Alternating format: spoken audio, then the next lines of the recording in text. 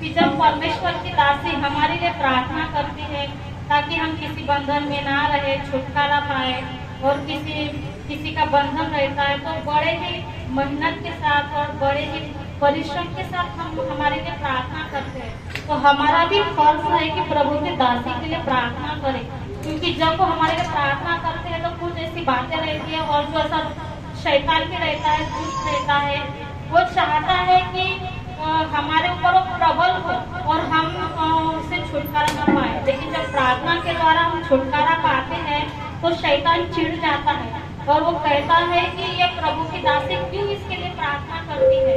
और वो क्या करता है, हमें तो छुटकारा मिलता है लेकिन प्रभु के दास के ऊपर अटैक करता है। तो हमारा फर्ज है कि परमेश्वर के साथ प्रार्थना करें कि अपने दासी के, परमेश्वर के दासी को भी वो सही सलामत रखे।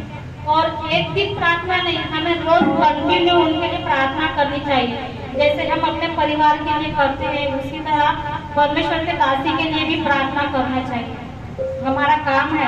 और जो एक बात है, हमारे घर में कोई मर जाता है तो हम उससे जुड़ी हुई चीज रखते हैं। तो जैसे फोटो हो गई या उसके कपड़े या कोई और उसकी मनपसंद चीज रहती है, तो वो सब बातों को हमें निकाल कर बाहर फेंकना चाहिए, वो घर में नहीं रखना चाहिए। क्योंकि हमने बहुत परख कर देखा है, मेरे पिताजी को ऊपर से बता रही हूँ, तो जो फोटो रहती है, कपड़े रहते हैं, तो उनको फेंकने का मतलब ऐसा नहीं है कि उठा के फेंक दी, ऐसा नहीं करना है। सबसे पहले उस चीज के ऊपर पवित्र लहू से और पवित्र अग्नि से उसे जलाओ और उसे श्रापित करो और उसकी आत्मा को भी जलाओ। फिर परमेश्वर के दासी को घर में बुलाकर प्रार्थना रखो और उसके द्वारा ही उसको, जो फोटो है, कोई कपड़े हैं और कोई और भी चीज होगी, तो उसको बहते हुए नदी में या नाले में फेंक दो, तभी वो छुटकारा मिलेगा। क्योंकि ऐसी कोई दुष्ट आत्मा रहती है जो एकाएक जगह नहीं छोड़ती, वो चिढ़ती है कि मैं इतने सालों से यहाँ बैठा हूँ, इसके घर में वास करता हूँ और मैं मुझको ऐसे कैसे फेंक सकते हैं। तो उस जगह को हमको लहू के द्वारा शापित करें, पवित्र अग्नि के द्वारा उसको जलाओ और उसका खंडन करो, तभी हमें छुटकारा और शांति मिलेगी। और इन बातों का हमें पालन भी करना चाहिए।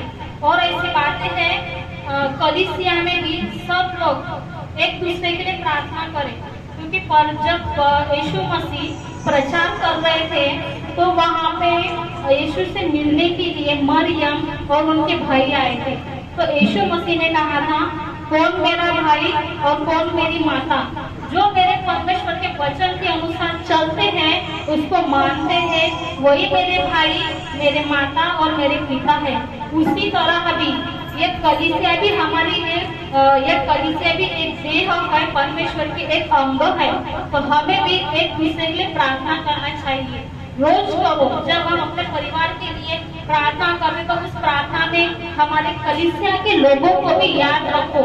और प्रार्थना हर किस्म की अलग रहती है, किसी को दुष्ट आत्मा का ये रहता है तो उसके लिए प्रार्थना करो, किसी के कामकाज के लिए प्रार्थना करो, किसी की शादी के लिए प्रार्थना करो, कोई बंधन में है, दुष्ट आत्मा से पीड़ित है, उसके लिए प्रार्थना करो, किसी को घर नहीं है, घर के लिए, बच्चे के लिए, और छोटे छोटे बच्चे के लिए भी प्रार्थना करो कि परमेश्वर उन्हें